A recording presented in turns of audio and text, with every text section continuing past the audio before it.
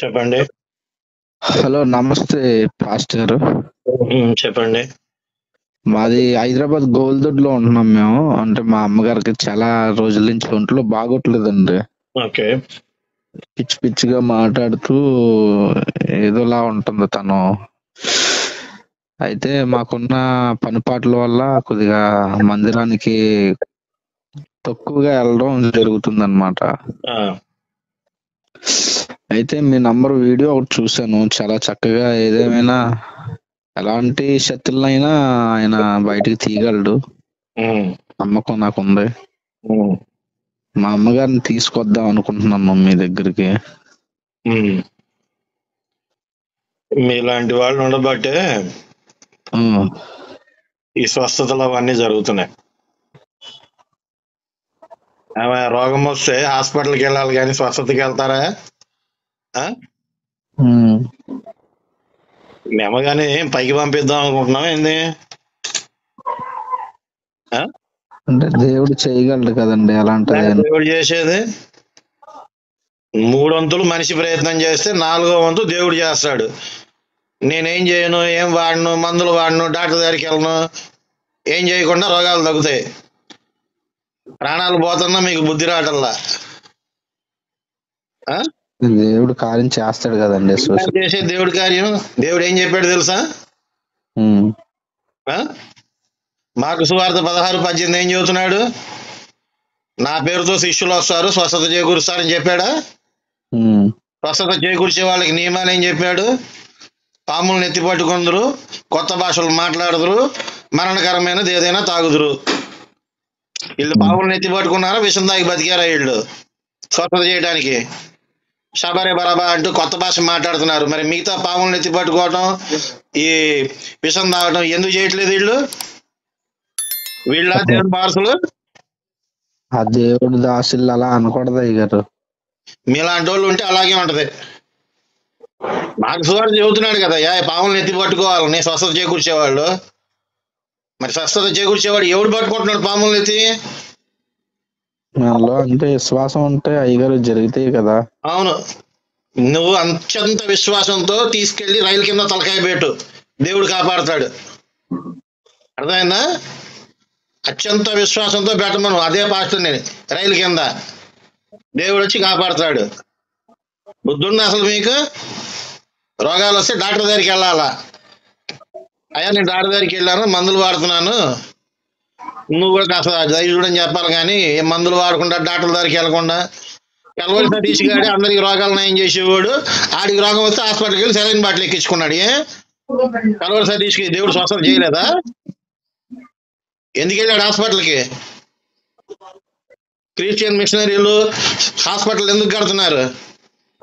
చర్చిలో ప్రార్థన చేసి రోగం తీయొచ్చు కదా, ఎందుకు కడుతున్నారు హాస్పిటల్? హాస్పిటల్ మామూలు ఏదన్నా రోగం వస్తే వెళ్ళడానికి కడుతున్నారు. మరి ప్రార్థన చేస్తే పోతుంది, స్వస్థత చేస్తాడు. ఎవడా చేసింది? పాములను ఎత్తి పట్టుకోమని ముందు విషం దాగి బతకమను. మార్కు సువార్త చెబుతుంది కదా, ఎవడేం చెప్తే అది తలూపుకుంటూ పోయే గొర్రెలు లాంటి వాళ్ళు ఉన్నారు కాబట్టి ఇవన్నీ నడుస్తున్నాయి.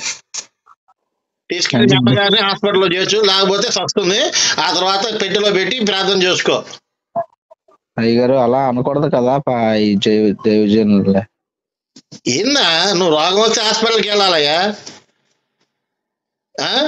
అంటే దేవుడు చేస్తాడు కదా కార్యాలు. చేస్తాడు, నువ్వే ప్రయత్నం చేయకుండా దేవుడు చేసేది ఏందా? నాకు అర్థం కాదు. హాస్పిటల్కి వెళ్ళామండి, వెళ్తే ఈవిడే ఏదో మానసికంగా ఆలోచిస్తుందండి, దేవుడే స్వస్థపరుస్తాడు. మానసికంగా ఇబ్బంది పడే వాళ్ళకి మానసిక వైద్యశాలలు ఉన్నాయి, అర్థమైందా? దేవుడు అనేది ధైర్యం కోసం.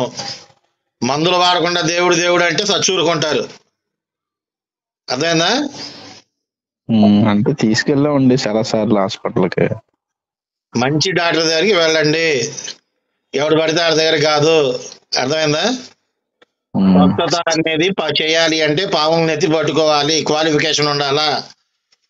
ఇప్పుడు డాక్టర్ అంటే ఎంబీబీఎస్ పాస్ అవ్వాలి కదా. అవును అవునయ్య గారు. అలాగే స్వస్థత చేయాలంటే పాములను ఎత్తి పట్టుకోవాలా, విషం దాగి బతకాలా. ఊరక శబరే బషబరే బషబరే అనుకుంటూ కొత్త భాషని మభ్య పెట్టడం కాదు. ఏనైనా అడిగారా శబరి అంటున్నారు కదా అంటే అర్థమైందని? అంటే అపోస్తుల కార్యాల్లో అయ్యగారు ఉంటది కదా, పేతురు ఏమని? గారు నానా విధమైన భాషలు మాట్లాడి ఒక 3000 భాష మందిని చెప్పు. పోషించారు. శబరిబ అనేది ఒక భాష. ఏ భాష? ఏ భాష? కొంకణి భాష, చీనా ఎబ్రి భాష, భాష, ఎబ్రి భాష అయ్యగారు. హిబ్రూ భాష. ఉమ్. అవునా? శబరిబ అంటే హిబ్రూ భాష. నీకు హిబ్రూ భాష వచ్చా? రాధయ్య గారు, అంటే బైబిల్ అలా చెప్తుంది కదా. అదే నోటికి ఏదొస్తే అది మాట్లాడేసేయటం, అది హిబ్రూ భాష అంటాం. కొంచెం అంటే ఏందో తెలుసా? తెలీదు చైనా అయ్యగారు. భాషలో నేనే దేవుణ్ణి. ఉమ్. ఎందుకు? నీకు చైనా రాదు కాబట్టి నేను చెప్పింది నువ్వు అంటావు. కూర్చొని ఉంచో. జపాన్ అవును. భాషలో నేనే దేవుణ్ణి.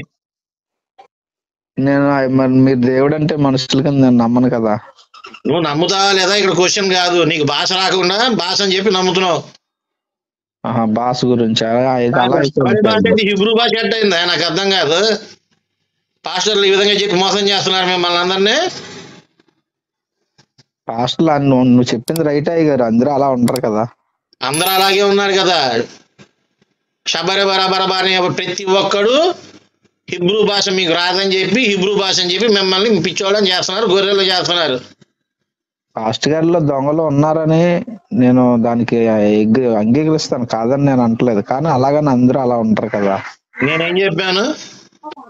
ఉమ్. వాక్యం మీద మాట్లాడేవాడి గురించి చెప్పలా. స్వస్థత చేస్తా అనేవాడు ఎదవా, ఆడు తప్పుడు వాడు. ఓకే ఓకే, అర్థమైంది అయ్య గారు. వాక్యం చెప్పుకుంటే ఓకే, ఓకే. వాక్య పరిచర్య ఓకే. కొత్త చేసేది ఏంది? ఆడికి రోగం వస్తే మళ్ళీ హాస్పిటల్కి వెళ్తాడా? ఆడి చేయి ఆడి నెత్తి మీద పెట్టుకుంటే రోగం తగ్గిదిగా. మీరు చెప్పింది కూడా రైటే. నేను చెప్పిందే రైట్, అర్థమైందా? వాక్య పరిచర్య ఏదైనా చేస్తా అంటే ఎవడైనా చేయించుకో, అంతవరకే. రోగం తగ్గిస్తానంటే ప్రాణాలు పోతాయి. ఇక తర్వాత డబ్బాలో పెట్టి అడవాల. అర్థమైందా? అర్థమైంది అయ్యారు. మీ పేరు అయ్యారు చాలా చక్కగా మాట్లాడారు. ప్రసాద్, హైదరాబాద్ అండి, గుంటూరు. ఓకే ఓకే అయ్యా. అంటే మీ మాటలు బాగున్నాయి, చాలా చక్కగా చెప్పారు, కాదని నేను అంటలేదు. దేవుడిని నమ్మరా మీరు ఏంటి? దేవుడిని నమ్మాలి, ఓకే. ఎవరి మత విశ్వాసాలకు తగ్గట్టుగా వాళ్ళు వాళ్ళ దేవుడిని నమ్ముకుంటారు. కానీ రోగం తగ్గిస్తాను అని ఎవడైనా చెప్పాడంటే అది అబద్ధం, వాడు మోసగాడు. అర్థమవుతుందా? అంటే అంటే విమర్శించాలనేది నా ఉద్దేశం కాదు. అంటే ఇలా క్రిస్టియన్స్ కదా, నువ్వు అలా మాట్లాడుతున్నావు అని బహుశా మీకు అనిపించకూడదు. నన్ను అంటే ఇలాగ కొంతమంది స్వామీజీలు ఇలాగా కడుపు మీద చేసి నొప్పి తగ్గిస్తాను, ఇలా పిల్లలు పుట్టలేని వాళ్ళు బిడ్డలు పుట్టిస్తామని హిందువుల్లో కూడా చాలా మంది చేస్తున్నారు కదా. హిందువుల్లో చేసేది స్వామీజీలు కాదు, బాబాలు. కొంతమంది దొంగ బాబాలు ఉంటారు. బాబాలు, ఓకే ఓకే, అర్థమైందా? స్వామీజీలు ఎప్పుడు రోగాలు తగ్గిస్తామని చెప్పరు. బాబాలు చెప్తారు కొంతమంది దర్గాల దగ్గర, విభూది ఇస్తాం, నోట్లో వేసుకోండి రోగం తగ్గుతుంది, నెత్తిన నెమలకి ఈకల కట్టతో కొడతాము, పిల్లలు పడతారు. ఇవన్నీ మోసాలు. మరి ఇలాగా అంటే మా ఊర్లో కూడా చూశాను. అంటే చేసిన మోసమే. నాకు కూడా అనిపించింది, ఇలా తాయిత్తులు, అదే తాయిత్తులు ఇలాగా ఒక 20-100 తాయి అలా పెట్టుకొని బాగాలేదని అంటే జబ్బకు కడుతున్నారు. మోసమే. ఓకే ఓకే ఓకే అన్న, ఓకే ఓకే.